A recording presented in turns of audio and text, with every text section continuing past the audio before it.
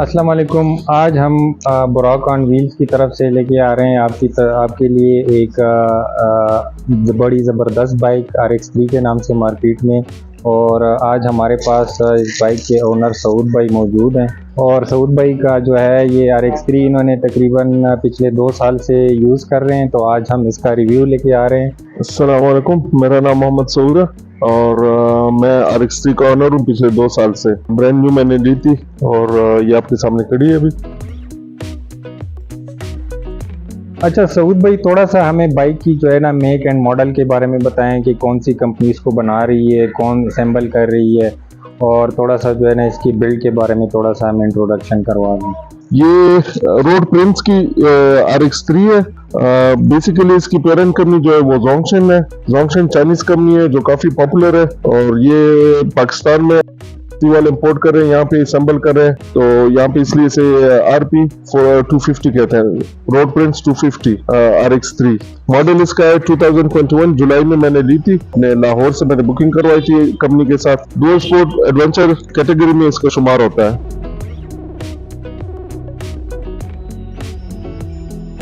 अच्छा सऊद भाई, बाइक का जो एक्सटीरियर और डिज़ाइन है वो तो बड़ा मज़े का लग रहा है। थोड़ा सा आप अपने इसके जो है ना अपने हवाले से थोड़ा सा हमें बताएं कि आपको कैसा लगा इसका एक्सटीरियर और डिज़ाइन, और इसमें कलर वेरिएंट कौन से थे जब आप इसको ले रहे थे।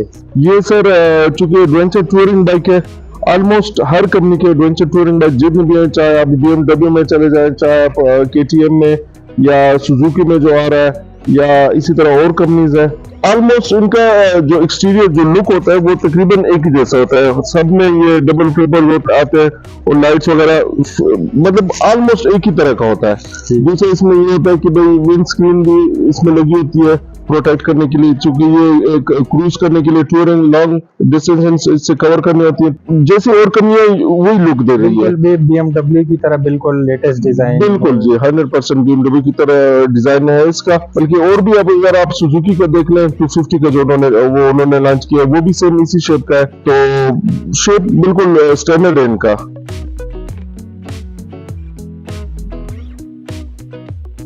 अच्छा सऊद भाई, थोड़ा सा जो है ना ये हमें इसके इंजन और परफॉर्मेंस के हवाले से थोड़ा सा बताएं, क्योंकि ये 250 सीसी कैटेगरी की बाइक है। तो आपने चूंकि इसको 2 साल इसको चलाया है, तो आपको इसकी एक्सेलरेशन और टॉप स्पीड और इसके हवाले से हमें थोड़ा सा बताएं कि कैसी है बाइक की। अच्छा, ये चूंकि मैं पहले इसके इंजन के बारे में बताता हूँ सर। ये 250 सीसी का इंजन है इसका, लिक्विड कूल्ड, जो प्रोड्यूस करता है 9 RPM पे, मतलब रेट के पीक पे ये 24.5 और 24 इसका हॉर्स पावर है। अबाउट 17 to 18 इसका टॉर्क प्रोड्यूस करता है, जो 6000 RPM पे काफी अच्छा है मेरे ख्याल में, क्योंकि क्रूज के लिए टॉप स्पीड जो मैंने खुद चेक किया, मैं यहाँ पे आ रहा था GT रोड पे, वहां पे मैंने चेक किया था 152 किलोमीटर पर आवर।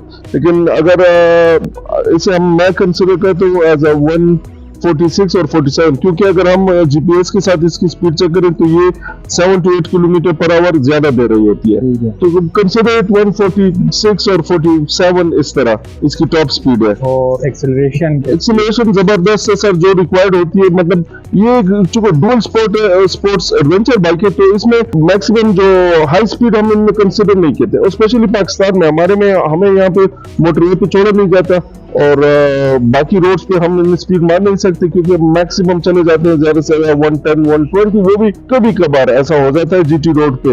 अदरवाइज 70 80 90 यही हमारी नॉर्मल स्पीड होती है, जो जिसके लिए टूरिंग के लिए मोर देन इनफ है। और हाई स्पीड चूंकि ये सुपर बाइक है नहीं, अगर सुपर बाइक 250 होती तो जाहिर है इससे ज्यादा, मतलब इसकी टॉप स्पीड ज्यादा होगी, तो ये टूरिंग कैटेगरी में आती है, तो इसकी हाई स्पीड नॉर्मल ही है। तो मैंने खुद जो टेस्ट की वो 152 थी। अच्छा सऊद भाई, थोड़ा सा बाइक की राइड और हैंडलिंग के बारे में बात करते हैं। तो इन 2 सालों में काफ़ी टूर्स हुए हैं हमारे, तो हमारे जो है ना अच्छी रोडों पे भी हम गए हैं और ऑफ रोडिंग भी की है।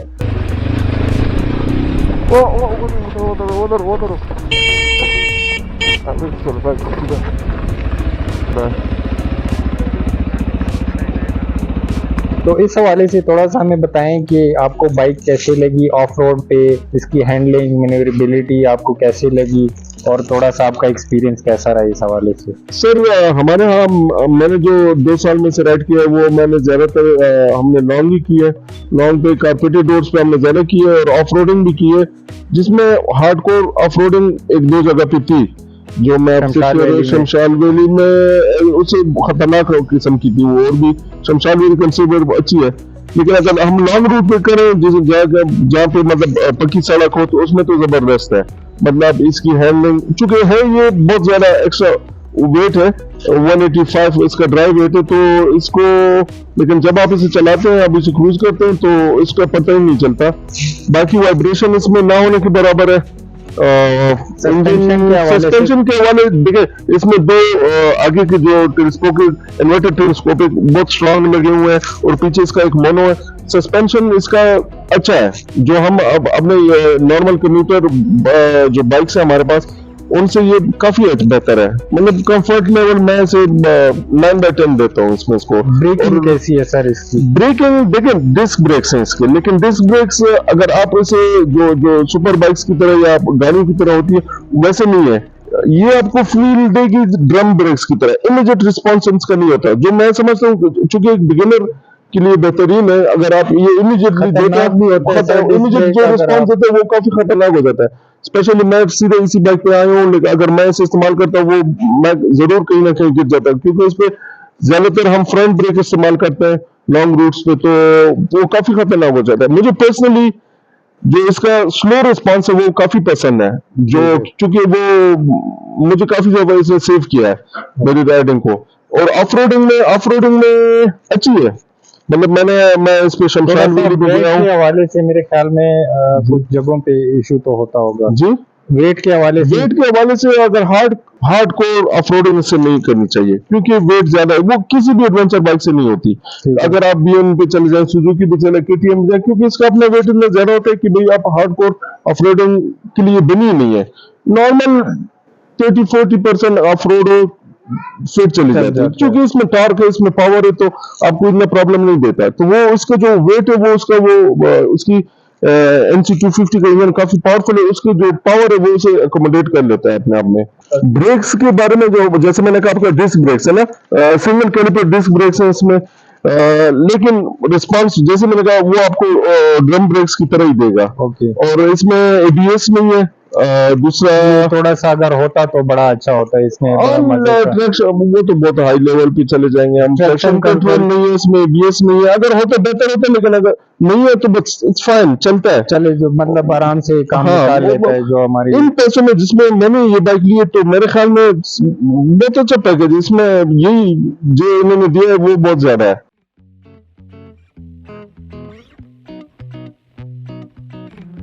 सऊद भाई, एक तो चूंकि ये बाइक का इंजन जो है 250 सीसी है और आपने लॉन्ग टूर्स भी इस पे की हैं, तो इसका जो है फ्यूल एफिशिएंसी कैसी है, माइलेज कितनी देती है, और मतलब जो है आप इसको कैसा पाया है आपको कि मतलब इकोनॉमिकल है या जो है ना थोड़ा सा जो है ना इसका एक्सपेंस ज्यादा है फ्यूल के हवाले से? अच्छा सर, फ्यूल की कंजम्पशन की बात हुई तो अच्छा पहले मैं आपको ये बताऊं कि इसमें 16 लीटर का फ्यूल आता है, तो कभी कभार हम 16.5 भी कर देते हैं, कहते हैं भाई और डालो, और फुल उसको खेत तक पहुंचाना पड़ता है। 16 लीटर इसका फ्यूल है। और कंजम्पशन इसकी अगर हम नॉर्मल चलाएं, मतलब डिपेंड्स और RPM, अगर मैं 6 और 7 तक या 5, 6, 7 के बीच में चलाऊं तो ये मुझे फ्यूल कंजम्पशन उसकी चली जाती है 28, 29, 30 भी मुझे दिया 31 तक।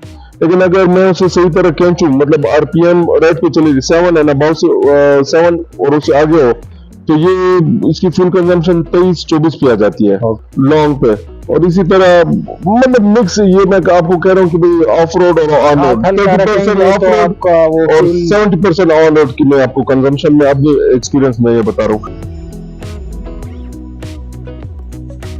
अच्छा सऊद भाई, लुक्स वाइज तो बाइक काफ़ी खूबसूरत है, थोड़ा सा हमें टेक्नोलॉजी और उसके फीचर्स के बारे में बताएं, क्या क्या ऑफर कंपनी से जो है ना बाय डिफ़ॉल्ट आ रहा है, इसके साथ कनेक्टिविटी ऑप्शंस क्या हैं, स्पीड मीटर वगैरह, कुछ डिजिटल डिस्प्ले वगैरह, इस बारे में थोड़ा सा हमें गाइड करें। मैं आपको सर शुरू से बता देता हूँ, इसको पूरी मैं आपको डिटेल दे देता हूँ। तो सबसे पहले हमारे पास ये 19 का रिम आ जाता है, टायर 19 साइज का टायर है जो काफी मतलब बड़ा है, और वो भी ट्यूबलेस, ट्यूब नहीं है, ट्यूबलेस, लेकिन इसमें ट्यूब लगा हुआ है क्योंकि इसमें ये हमारे पास इसे क्या कहते हैं, स्पोक्स रिम है। ये स्पोक्स रिम जिस बाइक में भी हो ना, एडवेंचर बाइक में, consider good for off roading, क्योंकि जो हमारे साथ दूसरे रिम होते हैं, एलॉय रिम होते हैं, वो अक्सर औकात टूट जाते हैं, ऑफ रोडिंग में गड्ढे में लग जाते हैं तो वो टूट जाते हैं। तो इसमें ये चीज आई है, काफी बेहतर है। ये दो हमारे पास इन्वर्टेड टेलीस्कोपिक शॉक्स है, काफी मजबूत, जो काफी अच्छा, मतलब ड्यूरिंग राइड कंफर्ट लेवल में काफी बेहतर है। इससे हमारे पास ये विंडशील्ड आ गई है, जो मुझे पर्सनली मैं कहता हूँ कि भाई अगर एडवेंचर बाइक कोई भी करना है, लॉन्ग टूर पे कोई भी जाता है, उसके लिए बहुत इंपॉर्टेंट और जरूरी चीज है। तो काफी हद तक इसका जो एयर प्रेशर आपके जो फ्रंट पे जो आपको लगता है, जो आपको बाउंस करता है, वो इससे रुक जाता है, इसके एरोडायनामिक्स बना देता है बाइक को। इसके बाद हमारे पास ये दो यहाँ पे जो है रेडिएटर्स इसके लगे हुए हैं, क्योंकि ये लिक्विड कूल इंजन है। उसके बाद ये हमारे पास यहाँ आ जाता है इसका NC250, दुनिया मतलब बहुत रिलायबल, दुनिया ने मान चुकी है इसकी रिलायबिलिटी को। ये फिर हमारे पास आ जाता है इसका रियर ब्रेक। इसके बाद ये नीचे अगर हम दिखाएं तो इसमें हमारे पास मोनोशॉक है, बेहतर है, मतलब मैं प्रेफर करता हूँ अगर इसे कोई बेहतर होता तो और भी अच्छा होता, लेकिन इस लेवल में बेहतरीन है।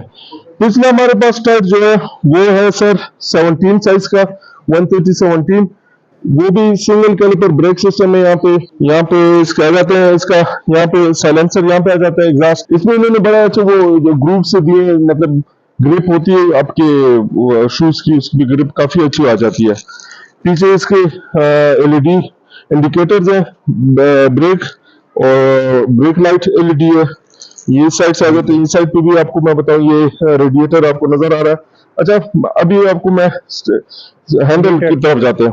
हैंडल में हमारे पास राइट साइड पे एक्सीलरेटर के साथ हमारे पास जो फ्रंट ब्रेक, उसके साथ किल स्विच। अच्छा, इस बाइक में कि मुझे सबसे जो बहुत प्यारी इसकी जो ये ऑप्शन लगी कि भाई इसमें ऑक्सिलरीज के लिए इन्होंने दो अलग पोर्ट्स दिए हैं, ये A1 और A2। A1 में आप लाइट्स लगा सकते हैं, A2 में भी आप अलग से लाइट लगा सकते हैं। बाकी बाइक्स की तरह नहीं कि भाई हम वायरिंग वाले के पास जाए, मैकेनिक के पास के भी सके कि भाई वो वायरिंग जगह जगह से काट देते हैं और फिर वो हमारे प्रॉब्लम हो। इसमें तैयार पोर्ट्स है। उसके नीचे हमारे पास ये सेलेक्ट हुआ। लेफ्ट साइड पे आते हैं, लेफ्ट साइड पे हमारे साथ ये क्लच की साइड पे ये डिपर से लो एंड हाई बीम के लिए ये चीजें, हैजर्ड लाइट्स के नीचे हमारे साथ आ जाते हैं इंडिकेटर के साथ नीचे इसका ये हॉर्न, डिजिटल मीटर है इसका सर। अच्छा, ये ऑक्सिलरी लाइट्स के साथ साथ मुझे इसमें जो सबसे और पसंद है वो है यहाँ पे इनका ये मीटर के साथ उन्होंने दिया है भाई ऑक्स का पोर्ट। इसके बगैर अभी मेरी राइड करना मुश्किल है, क्योंकि यहीं से मैं अपनी बैटरी चार्ज करता हूँ, मोबाइल की बैटरीज, कैमरे की बैटरीज, ड्रोन, सब कुछ यहीं से चार्ज करता हूँ। यहाँ पे डिजिटल मीटर में सर ये अभी हमने ऑन कर दिया है। जैसे हम करें, ये हमारे पास डिजिटल स्पीड मीटर आता है। नीचे हमारे पास यहाँ पे माइलेज बताते हैं। मेरी बाइक जो चली है 9577 किलोमीटर। फिर यहाँ पे टाइम आ जाता है। इस साइड पे लेफ्ट पे फ्यूल इंडिकेट करता है, और यहाँ हमारे पास राइट पे जो है वो टेम्परेचर है इसका। और यहाँ पे गियर इंडिकेटर होता है, मतलब जो से गियर में भी है वो आपको बताया जाता है। अच्छा, यहाँ पे अब इस साइड पे अगर हम आ जाए तो वहाँ पे ये मोड्स है, मतलब मैं माइल्स में लेके चला गया हूँ, 5951 माइल्स है, और ये फिर मैं किलोमीटर में ले गया हूँ। इसके बाद यहाँ पे सिलेक्शन होती है। इस साइड पे आए, यहाँ पे इंडिकेट करते हैं कि भाई न्यूट्रल में यहाँ पे इंजन लाइट है। दूसरे यहाँ पे अगर आप अभी मतलब फ्यूल की लाइट है। इस साइड पे आए तो 12 वाट DC इसका वो पोर्ट है, बहुत जबरदस्त काम उन्होंने किया है। इस साइड पे ये देखें USB पोर्ट, वाटर प्रूफ इसकी वो प्रूफिंग इसकी हुई है, किसी किस्म का पानी इसमें नहीं जाता। और बस यहाँ पे, लेकिन मुझे इसका पोर्ट और ये ऑक्सिलरी जबरदस्त बहुत पसंद है इसके। ये सर मैंने इसमें 2 पेयर्स की लाइट लगाई है। ये ऊपर जो, अच्छा ये मैंने ऊपर, लोग मुझे कहते हैं कि भाई आपने क्यों यहाँ पे लगाई है, तो मैं ये हैंडल में इसलिए लगाई है क्योंकि इसका जो फ्रंट अगर मैं फ्रेम के साथ लगा देता तो अगर मुझे कहीं कर्व्स में मोड़ना होता है तो ये बिल्कुल सीधा ही देखता। तो मैं इसलिए हैंडल के साथ लगाई ताकि मैं जहाँ पर हैंडल में उस साइड पे लाइट चली जाए। ये है जी स्प्रेड लाइट ऊपर वाली। नीचे जो मैंने कैसे 30 लगाई है, हम ये स्पेसिफिकली मैं दोनों इस्तेमाल करता हूँ, क्योंकि इसका मेन हेलोजन लाइट है अपना कंपनी से जो आता है, वो मुझे इतना पसंद नहीं है। लोग भी यही कहते हैं कि भाई अच्छा नहीं है, लेकिन ये लॉन्ग के लिए अच्छा नहीं है, टूरिंग के लिए। तो मैंने दोनों की कॉम्बिनेशन में रहा। ये नोची KZ30 जो मैंने फ्रेम के साथ लगाए हुए, लॉन्ग में ये अच्छा काम करे, दूर तक मुझे नजर आता है, मतलब एक स्पॉट लाइट है वो, और ये ऊपर वाली स्प्रेड लाइट है। स्प्रेड लाइट से नजदीक का काम हो जाता है, स्पॉट लाइट से दूर का काम हो जाता है। बाकी अल्हम्दुलिल्लाह स्टॉक है और कुछ भी नहीं। इसके अपने पेनियर्स हैं, जिसे हम डब्बे या बॉक्सेस कहते हैं, पेनियर्स, जो जोंगशन या रोड पेंट्स वालों ने दिए ना, मैं कहता हूँ किसी भी टूरिंग बाइक में नहीं है। अगर है भी तो वो उस टाइम जब मैंने ये 5,30,000 के लिए, तो उस टाइम ये वो बाइक्स में होती थी जो 10 लाख से ऊपर की होती थी। तो ये जबरदस्त पैकेज उन्होंने लिया। प्लास्टिक के बॉक्स है, अच्छा काम करते हैं, हर चीज इसमें आ जाती है। मतलब हम जब भी टूर में गए, मुझे ज्यादा से ज्यादा मैंने स्लीपिंग बैग या कोई और ऐसी चीज जो हो, बड़ी चीज, स्लीपिंग बैग या सिलेंडर बाहर रखे हैं, बाकी मेरी सारी चीजें जो होती हैं वो इसमें आ जाती हैं।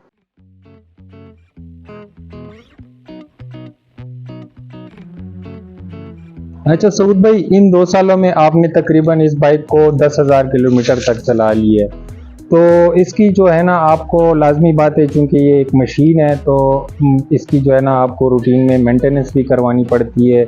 इसमें कुछ पार्ट्स वगैरह भी आप रिप्लेस किए होंगे, तो थोड़ा सा जो है ना इसकी मेंटेनेंस के हवाले से हमें बताएं, ऑयल चेंज के हिसाब से बताएं थोड़ा सा। और अगर इन अरसे में आपको कोई इस तरह का इशू फेस हुआ है जो कि आपने मतलब फिर उसको बड़ी मुश्किल से रिजॉल्व किया हो, या मतलब पार्ट्स वगैरह आसानी से मिल गए हो, कहीं पे कोई प्रॉब्लम आई हो, तो इस हवाले से थोड़ा सा व्यूअर्स को गाइड करें। अच्छा, जैसे कि मैंने आपको बताया कि है तो बेसिकली चाइनीज जोंगशन की बाइक, लेकिन इसमें जो इंजन लगा है वो भी इनका अपना डेवलप किया था, NC250, जो मतलब जिसने अपने रिलायबिलिटी में अपने लोहा मनवाया हुआ है। इसमें मैं 1.5 लीटर से तकरीबन 1.5 लीटर मोबिल आता है। मैं खुद इसमें लिक्विड मोली 1040 इस्तेमाल करता हूँ, जो कंपनी रिकमेंडेड इसके ग्रेड्स हैं 1040। बाकी मेंटेनेंस यही है कि भाई मैं तो खुद इसमें 1800 से 2000 किलोमीटर के बीच में ये ऑयल चेंज करता हूँ। ऑयल चेंज के साथ साथ मैं इसका ऑयल फिल्टर भी चेंज करता हूँ और एयर फिल्टर को साफ कर देता हूँ। पहली दफा मैंने मैकेनिक से करवाया था, उसके बाद मैं खुद ही, मतलब कोई रॉकेट साइंस है नहीं, टूल्स मेरे साथ पड़े और शौक भी मुझे टूल्स रखने का, तो वो ही उठा के इसको चेंज कर देता हूँ खुद ही। और बाकी अभी तक अल्हम्दुलिल्लाह इसमें कोई ऐसा मेजर इशू आया नहीं है जिसने परेशान किया हो। और रही बात इसके स्पेयर पार्ट्स की या चीजों की, तो वो बाहर से आती है, असेंबल्ड होके आती है, तो इसकी पार्ट्स की अवेलेबिलिटी और उसका क्या हिसाब होता है? मिल जाते हैं आराम से मार्केट में? सर पार्ट्स तो मिल जाते हैं, लेकिन जिन्होंने इंपोर्ट किया है रोड पुलिस वालों ने जो असेंबल कर रहे हैं, वो मेरे ख्याल में इन्होंने काफी ज्यादा की है। शुरू में तो कोई चीज भी उनके साथ नहीं मिल रही थी। अभी मैंने सुना कि वो ले रहे थे, लेकिन अगर मैं इस बाइक जो काफी बहुत ज्यादा हो गए पाकिस्तान में, और इसके ज्यादा होने की वजह जो है वो हमारे है लाहौर में मंसूर भाई, जिनके पास वो आपको मतलब फ्री ऑफ कॉस्ट आपको एडवाइस भी करते हैं, आपको बताते भी हैं कि भाई अगर बाइक में कोई इशू, और उसके अलावा उनके पास स्पेयर पार्ट्स भी होते हैं, मतलब जो नॉर्मल हम चेंज करते हैं, oil filter, air filter, plugs, हर चीज, मतलब नॉर्मल जो इस्तेमाल में आ सकती है, जो आप रिपेयर मेंटेनेंस में काम आ सकती है, वो चीजें मंसूर भाई है लाहौर में, उनका अपना ग्रुप भी है, उनके एडमिन है साइक्लोन पाकिस्तान के नाम से, वही हमें देते हैं और वही उन्हीं से हम लेते हैं इनकी चीजें। मतलब कोई ऐसा इशू अभी तक आया नहीं है, लेकिन अगर आया भी तो वो अल्लाह उन्हें जिंदा रखे। और अभी तक जितनी भी चीजें हमने ली है उन्हीं से ली है। अच्छा सऊद भाई, पार्ट्स वगैरह का तो कहीं पे मतलब मिल जाते होंगे, मैकेनिक का क्या हिसाब होता है? मैकेनिक अच्छा मैकेनिक चाहिए होता है इसको मेंटेन करने के लिए, या मतलब कोई भी मैकेनिक इसको आसानी से जो है ना खोल के और वो करके आप इसको करवा सकते हैं? टेक्निकल क्वेश्चन है। अगर आप इस बाइक को किसी भी मैकेनिक के पास ले जाए ना, जो गली कुचों में जहाँ भी दे हो, जो CD70 और ये जो हमारे चाइनीज 70 है, जो वो काम करें, वो कहेंगे कि भाई आप खड़ी करें, मैं कर लूंगा, और वो खोल देंगे, हर एक चीज खोल देंगे। लेकिन मैकेनिक कभी भी आपको ये नहीं कहेंगे कि मुझे इसकी समझ नहीं आती। लेकिन आप एज ए ह्यूमन हमें मतलब अभी कुछ दिन पहले मैं मंसूर भाई से मैंने यही कहा कि आई विश कि मैं एक मंथ या 2 मंथ का कोई मैकेनिक कोर्स कर लूं।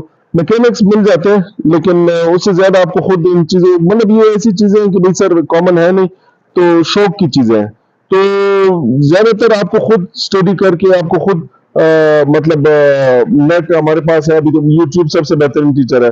अगर मैकेनिक के पास जाएं भी तो आपको खुद बतानी होगी कि भाई ये चीज खोलो, ये बंद करो, ये चीज वहां से खुलती है और ये चीज वहां से बंद होती है। तो ज्यादातर काम बताते हम खुद हैं, लेकिन कभी कभार मैकेनिक के पास चले जाते हैं तो लेकिन जब भी गए खराब हुआ है, अच्छा नहीं हुआ। हाँ। अच्छा सर, ये बाइक आपको सर कितने की पड़ी है जब आपने ली थी, और आजकल इसकी प्राइस क्या चल रही है, और आजकल इसकी जो है ना मार्केट में रीसेल वैल्यू क्या है? थोड़ा सा व्यूवर्स को बताएं कि अगर वो लेना चाहते हैं तो इस हवाले से उसका माइंड क्या बनता है। अच्छा सर, ये मुझे पड़ी थी 5,30,000 की। मैंने बुकिंग की थी, 3 महीने का इंतजार करना पड़ा था रोड प्रिंस वालों से। और आजकल इसकी परसों मैंने देखे पाक व्हील्स पे इनके न्यू बाइक्स में मैंने देखा है, बल्कि नहीं रोड प्रिंस के अपने वेबसाइट पे देखा है 9,22,000 इसकी बुकिंग प्राइस है। रीसेल वैल्यू की बारी ये है कि भाई हमारे अपने ग्रुप्स हैं साइक्लोन, वहाँ पे अगर एक दिन नहीं तो दूसरे तीसरे दिन जरूर कोई ना कोई कहता है कि भाई need RX3 if someone want to sell, कोई बेचना चाहते हैं तो बता दे, मतलब रीसेल वैल्यू है। क्योंकि ये मतलब पाकिस्तान में अभी जो बाइक टूरिंग है काफी ज्यादा हो रही है। लोग इसको शौक में आ गए हैं कि भाई नहीं बाइक टूरिंग जो अपनी आजादी होती है इसमें ना, तो लोग इस साइड पे आ रहे हैं, इसलिए इसकी बाइक मतलब रिसेल वैल्यू ज्यादा हो गई है, डिमांड भी ज्यादा हो गई है और लोग इस पसंद भी करते हैं। क्योंकि इस रेट में कोई और भी एडवेंचर बाइक या आपको टूरिंग बाइक आपको बहुत मुश्किल से मिलेगी, बहुत मुश्किल से मिलेगी। तो अच्छी है इसकी रिसेल वैल्यू। जो मैंने तो सेल करनी नहीं है, लेकिन जो मैं मार्केट चेक कर रहा हूँ वेबसाइट मतलब अपने ग्रुप्स में, व्हाट्सएप ग्रुप में, फेसबुक में, वहाँ पे लोग मांग रहे हैं कि भाई हमें चाहिए, तो मतलब लोगों को पसंद है। अच्छा, नहीं अगर कोई बुकिंग करना चाहे इसकी 0 मीटर? सर रोड प्रिंस वाली मंगवा रहे हैं, अभी मैंने उनकी वेबसाइट पे चेक किया था 9,22,000 पे। अब मुझे कंफर्म नहीं है कि वो कितने टाइम में मतलब डिलीवर कर रहे हैं, डिपेंड्स कि भाई रेट क्या चल रहा है। अब कंफर्मेशन इसकी नहीं है, लेकिन मैंने जब चेक किया हाँ डॉलर मेरे ख्याल में 302 तक पहुंच गए, तो अब डिपेंड करेगा कि भाई वो कितने रेट में देंगे। लेकिन मैंने जो चेक किया था 9,22,000 में वो।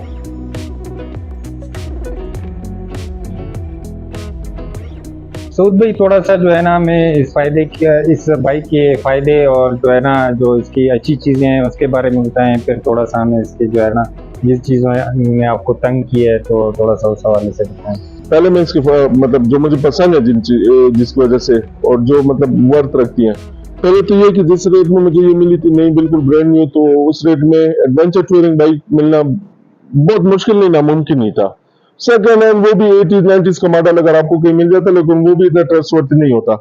सबसे बात पहले तो ये कि भाई इसकी कीमत वर्थ है, इसकी कीमत। दूसरी बात इसकी जो लुक है, डिजाइन, इसका डिजाइन मतलब नो डाउट आप कोई सी भी बाइक ले लें। आजकल मेरे ख्याल में पाकिस्तान में सबसे ज्यादा टूरिंग बाइक जो चलने वाली है वो GS 150, लेकिन जब आप इसमें बैठेंगे और जाएंगे क्रूज करेंगे तो लोग आपको मुड़ को जरूर देखेंगे। बिल्कुल, मतलब वो लुक है, मतलब रोड प्रेजेंस इसकी है।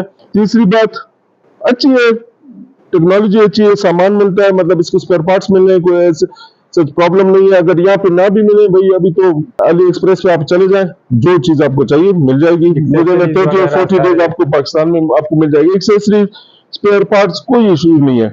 मैं तो भाई 100% इससे खुश हूँ। अच्छा,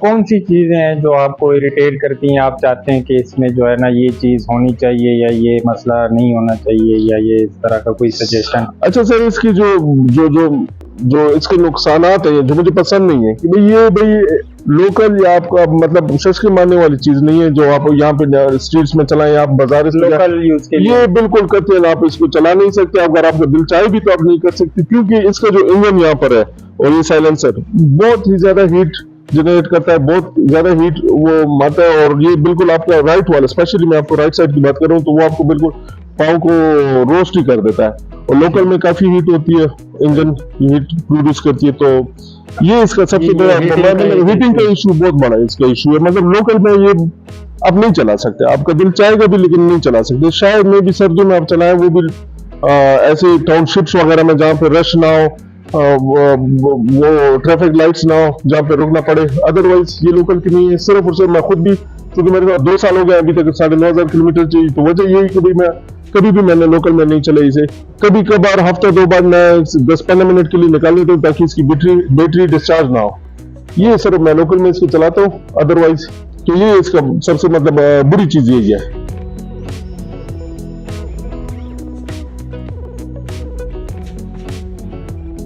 रैप अप करते हैं तो सऊद भाई क्या समझते हैं आप कि मतलब ये बाइक किन लोगों को सूट करती है और इसकी जो है ना ओवरऑल आप इसको जो है ना कैसा पाया आपने बाइक को, और किन बंदों के लिए ये बहुत सूटेबल है, किन बंदों के लिए सूटेबल नहीं है, किन बंदों को लेनी चाहिए, बिगिनर्स लेवल पे लोग इसको इस्तेमाल करें ना करें, एक्सपर्ट बाइकर्स के लिए थोड़ा सा समराइज कर दें हमें।